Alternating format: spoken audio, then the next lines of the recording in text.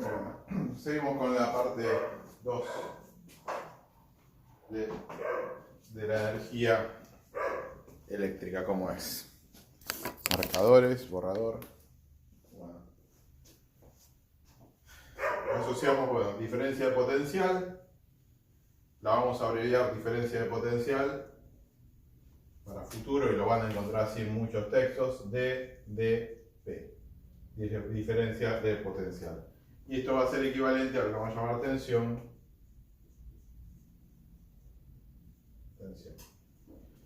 Todo lo que estamos hablando acá, fíjense que acá el agua cae en una sola dirección, no sube ni baja ni varía, y el flujo de agua es, vamos a decir que es constante, todavía no sabemos qué es eso. Recuerden para la segunda parte, bueno, la carga en coulombs, que es la cantidad de energía acumulada, y que la tensión se asocia, ¿se acuerdan?, con la altura, que es la diferencia de potencial. Repito nuevamente, si no, rewind, como decían antes, con el cassette para atrás. Esto no es cassette, bueno, van para atrás un cachito. ¿Qué significa que tiene una sola dirección? Lo que estamos hablando, el flujo de electrones va en una sola dirección, el flujo del agua va en una sola dirección. Lo que estoy describiendo acá es ni más ni menos lo que se llama tensión o corriente continua. O sea, toda la corriente o todo lo que es electrostático, vamos a pensarlo inicialmente como tensión o corriente continua. O sea, que normalmente se llama corriente continua. Bien. Todo esto es tensión. Vamos a definir qué es la corriente ahora. Y la segunda parte. Recuerden, tensión es la energía potencial, lo que voy acumulando. Fíjense, cuando yo tengo una batería o una pila, la pila de volta, digo pila, la diferencia entre pila y batería, en principio, que acumulan energía de tipo potencial de corriente continua, la pila solo se puede usar una sola vez, pila una sola vez. Las baterías son reutilizables.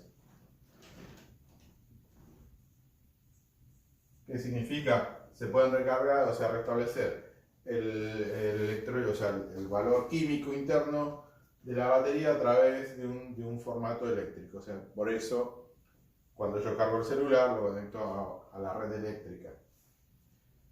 Si bien, o sea, vamos a decir, la tensión de línea que tenemos acá en Argentina de 220 volts, ¿viste?, o 230 volts si alguna vez se normaliza. En otros países 110 volts, 120 volts, o en Inglaterra, para dar la nota siempre, 240 volts, no es de tensión continua, sino es tensión alterna, corriente alterna, o tensión o corriente alterna, que ya veremos lo que es eso. Esto lo único que significa es que varía en el tiempo. Estas son las tensiones, y también se van a llamar diferencias de potencial, a pesar de ser otro tipo de tensión, o sea, otra forma en que esa tensión se suministra. La corriente alterna no es acumulable, si bien la forma es a través de un generador, en este caso no químico, es un generador de tipo mecánico, pero se sigue llamando de igual forma diferencia de potencial a pesar de que eso para tener en cuenta sobre el tema de las pilas, baterías y lo que suministra la energía eléctrica, que podemos nosotros utilizar. Bien, sobre la segunda parte, ¿qué es la corriente, no? Corriente eléctrica, ¿no? ¿Qué es la corriente? La corriente es la circulación. Si yo vuelvo a dibujar mi tanque de agua,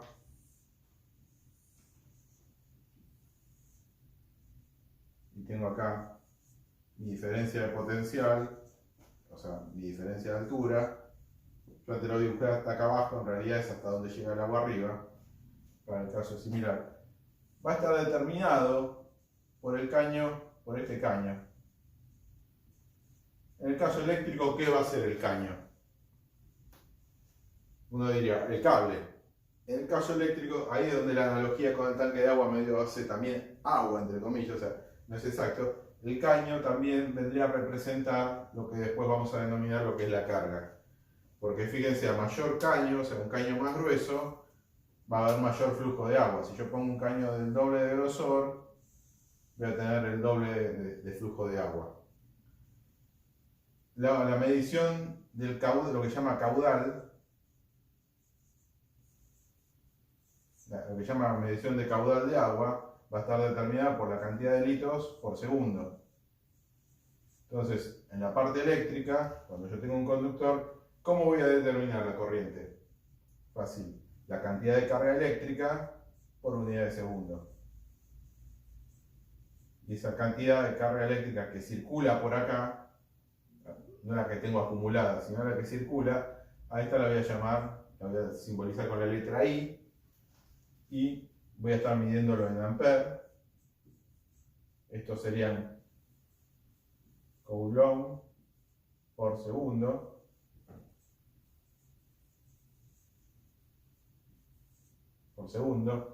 Y Ampère era un físico francés. Amperes, amperios, literatura española lo van a encontrar de esa forma. Lo normal es decirle Ampère, que es el nombre original del que estuvo trabajando sobre esto. ¿Cómo se manifiesta acá el tema del caño en este caso?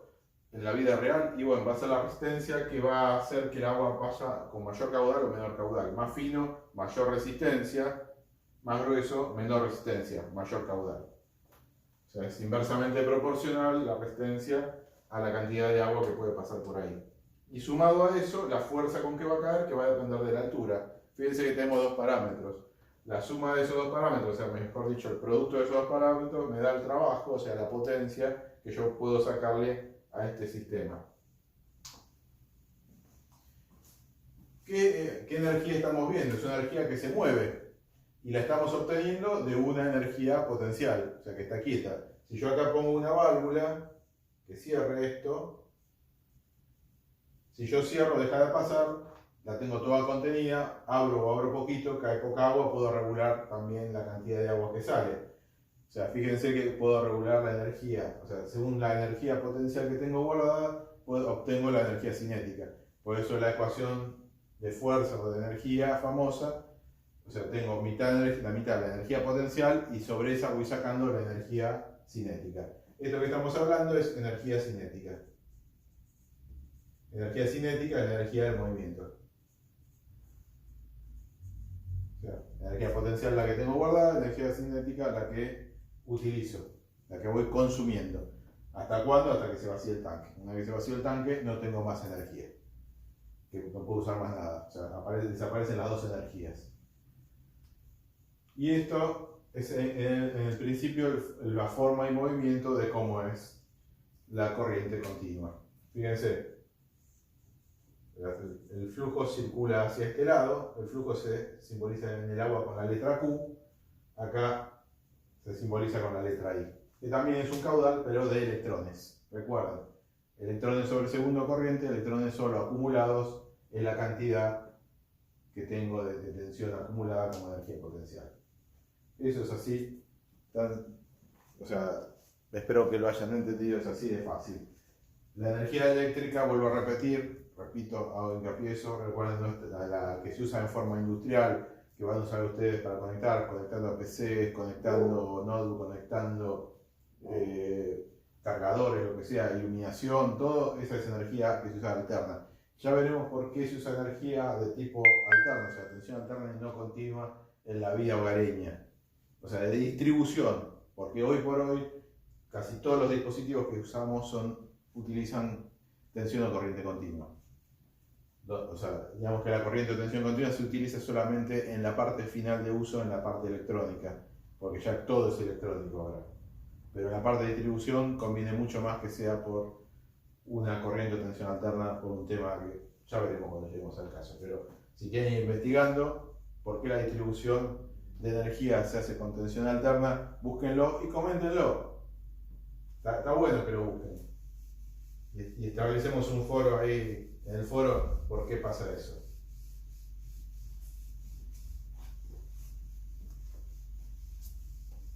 Vuelvo a repetir, vayan viendo a ver si todos pueden, súmense, manden mail o algo, para ver cómo podemos hacer algún tipo de conferencia todos juntos, en qué momento, así por lo menos nos conocemos las caras, porque yo, o sea, a mí me conocen, por lo menos conocen mis brazos, mi cara me ven cuando me agacho, pero yo a ustedes no los conozco, la mayoría, salvo a los que son recursantes y a los que le tomé entrevista cuando vinieron a comienzo de año, al resto no los conozco.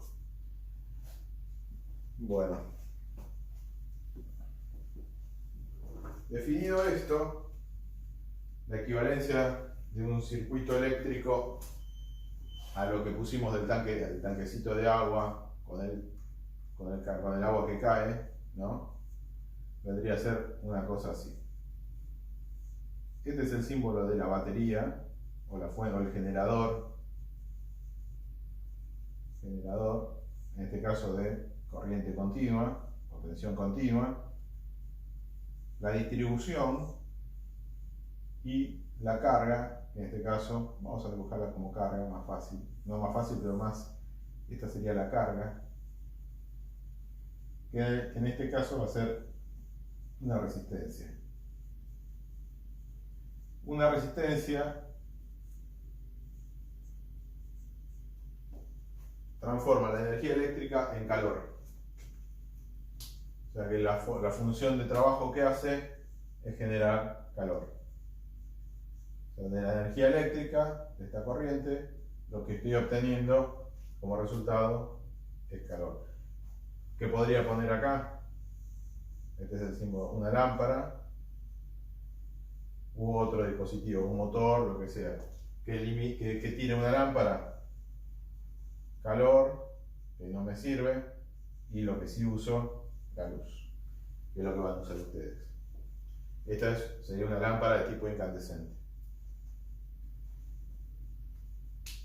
Circuito eléctrico, energía potencial, energía cinética, dispositivo de utilización, que es la carga, que en este caso vendría a ser el grosor del cable, la resistencia. Del cable no, del caño, que no tiene nada que ver con el diputado, dicho sea de paso. Es del caño, pero del caño en el caso de la simulación esta. En este caso sería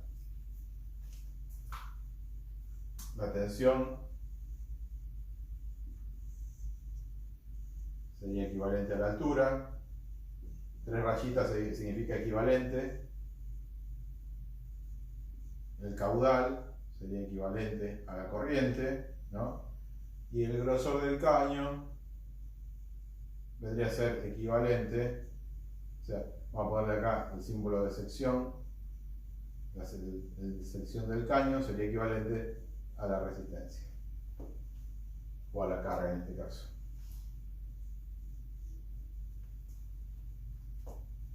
Y acá tenemos la representación de un sistema analógico, porque son similares, de la vida, o sea, eléctrico, y uno de cómo lo trata de imaginar para poder después llevar a cabo los cálculos.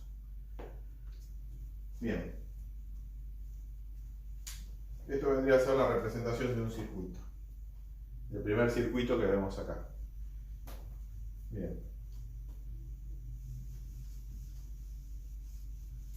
Acá pusieron pausa, copiaron en el cuaderno y yo sigo.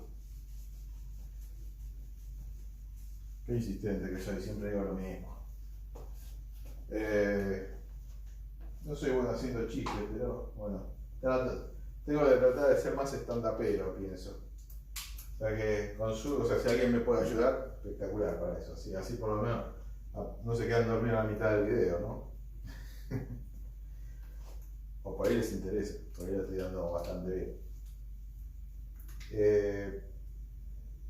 Sobre esto, bueno, lo más importante de esto que es cómo llevo yo del generador a la carga la energía. Entonces yo volviendo para atrás tenemos lo que eran los conductores, ¿no? Y los aisladores. Los conductores son todos aquellos que son metálicos, que pusimos ahí, busquen en la tabla. El peso atómico, que no se los dije, la resistividad también del mismo. repetir para el trabajo práctico, para que sepan qué significa también, búsquenlo por favor. Para lo cual, ¿por qué un metal? La pregunta es, ¿por qué un metal sirve para conducir electricidad y otros materiales no?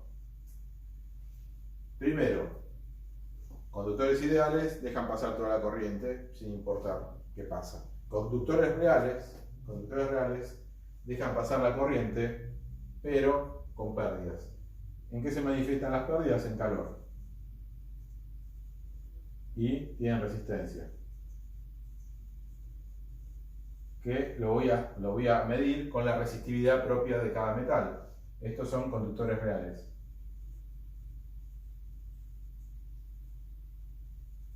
Conductores ideales, o sea, no tienen calor, o sea, no hay resistencia, es igual a cero, no tienen pérdidas.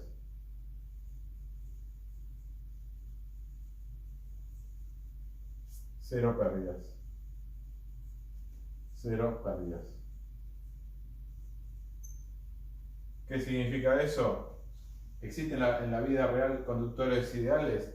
Los que más se asemejan son los conductores de tipo superconductores, que a bajas temperaturas la conducción, no sé, la resistencia es cero o casi cero y no tienen pérdida. En la práctica eso no existe todavía en forma real, solamente en muy pocos casos y en laboratorios. Solamente por ahí en algunos trenes de estos famosos maglev, de China, hay un par de ellos en Alemania, hay un par de esos que son más para decir que lo logré que de forma práctica, porque sale muy caro hacer eso. Cero pérdidas. Bien. Entonces, ¿cómo funciona un conductor? ¿O cómo funciona? Recuerden que siempre estamos hablando, volviendo al átomo, del movimiento de los electrones de la última capa.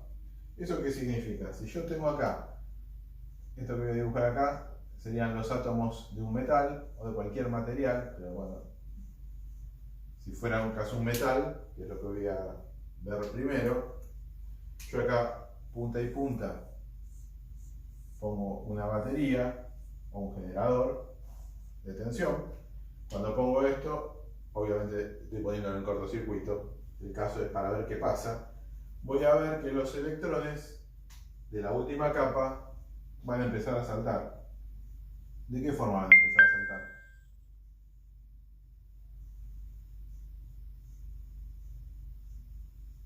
De uno a última, o sea, se van arrancando uno al otro. El que le arranca uno, como se tienen que nivelar para equilibrarse, que tenga la misma cantidad de electrones que protones, le roba el electrón al átomo que está al lado.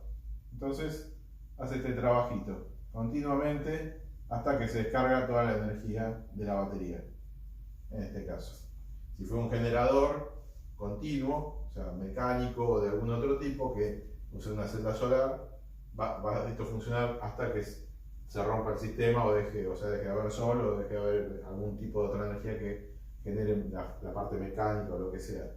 Pero fíjense, estos son los átomos, no desinflamantes, átomos del material, por ejemplo cobre, y van saltando. ¿Qué pasa? Fíjense algo muy interesante a pensar. Fíjense, si hoy, bueno, en la facultad son las sillas de metal, haría esta analogía, no sé ustedes dónde están sentados, pero en la facultad son de metal. Las sillas de metal, fíjense que siempre al tacto se sienten frías. Eso es porque al poderse arrancar rápidamente los electrones, cuando se calientan también se escapan los electrones, con lo cual siente uno que las partes metálicas, cuando uno las toca, están frías. Mientras que las partes aislantes yo las toco y siento como que están a la misma temperatura de mi mano. Si yo agarro algo de metal siempre voy a notar como que está más frío. De ahí es donde se dice que disipa el calor el metal también. O sea, yo toco algo de metal y el metal trata de tomar la temperatura, pero inicialmente la temperatura que tiene, que el ambiente, no tiene ni más ni menos, no es que no tiene menos temperatura, tiene la temperatura ambiente, es algo que estuviera en una heladera o en otro lugar, en un horno. O sea, acumula, los electrones se van enseguida, o sea, por la cantidad de calor que yo al tocarlo, hace que esos electrones se espanten, por decirlo de alguna forma, y yo tenga la sensación de que la temperatura es menor. O sea, todo lo que es metal conduce también la temperatura, significa, en forma buena. Todo lo que es aislante generalmente no conduce la temperatura bien, con lo cual voy a notar que la temperatura es la misma que tiene mi mano. De ahí el tema de que los metales, al ser fácil arrancar los electrones de la última capa, me sirven como conductores, justamente, como transporte de energía, y los aislantes no. Bien, esto es la definición, más o menos, que se me ocurre para dar de un conductor. Ahora bien, ¿los aislantes pasa esto? Sí, pasa esto, pero como la resistencia es muy alta, o sea, arrancarle los electrones es muy difícil, adentro de los materiales se forma algo que se llama dipolo electrostático. El dipolo eléctrico que se forma en estas moléculas de los aislantes hace que tengo que romper primero el dipolo eléctrico para poder tener conducción eléctrica. ¿Eso qué significa? Que tengo que ir subiendo la energía potencial hasta que llega un momento que el electrón se sale, se escapa. De ahí que los cables, cuando están conformados, como están conformados por un alma de un material metálico, y en el exterior los cables modernos, la parte exterior recubriéndolo en forma total, un material de origen plástico ahora, antiguamente se usaban telas o goma, o como digo, gutapercha, que también es otro tipo de goma, que eran de origen biológico, para evitar que justamente la electricidad toque otras cosas, otros dispositivos. Si no, no podría pasar dos cables sobre el mismo caño o hacer las tiradas del cable. Tendría que ser aéreo, como en una época eran, que pasaban entre postes y separados, al no existir un aislante bueno. Y dicho sea de paso, el aire es un buen aislante. La medición de dos aislantes se mide en volt o kilovolt por centímetro o milímetros. ¿Qué significa?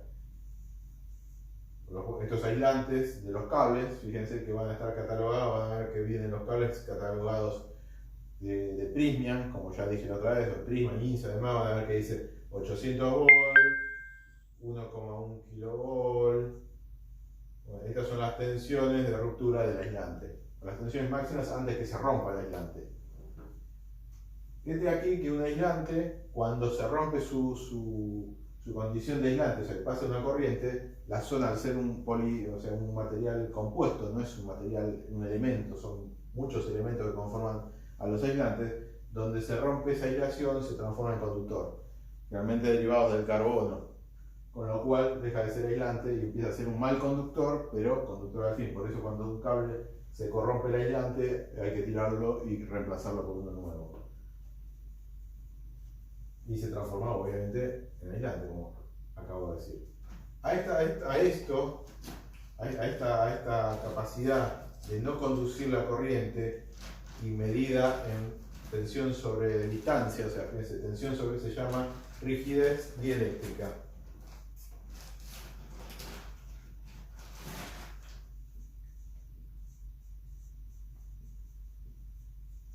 La rigidez dieléctrica me va a decir qué tan buen aislante es en esa cantidad de espacio.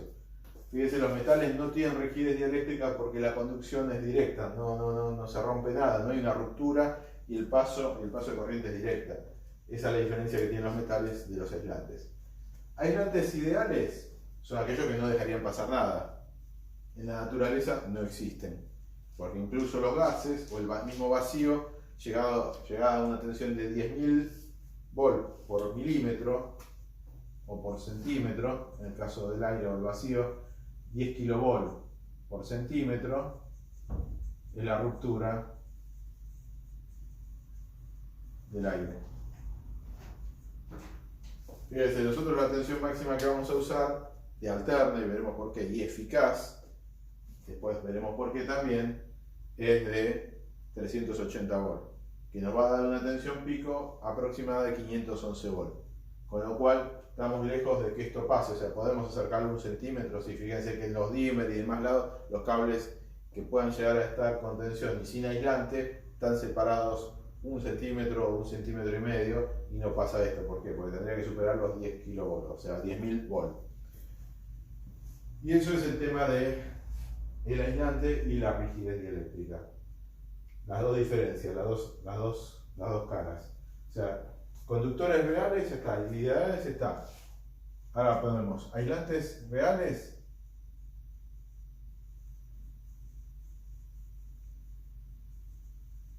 Aislantes reales tienen pérdida mínima y tienen un valor de rigidez dieléctrica, o sea, se rompe, o sea, tienen un valor de ruptura de aislación. Y aislantes reales, aislantes ideales, 0, o sea, van a tener resistencia infinita, o sea, resistencia, como pueda, resistencia infinita. Y este es el caso de todas las cosas. Bueno, con esto tenemos la primera parte. Ahora ya lo que vamos a hacer, ya si empezamos con el punto 2, que es la parte ya de circuitos, y empezaremos ya con lo que es resistencias y demás. Espero que se diviertan. Yo voy a seguir subiendo otro video dentro de un ratito, pero voy a poner así más cortitos para que los pueda subir, porque si no me pueden meter error y no pueden subir. Chicos, nos vemos en un rato. Saludos.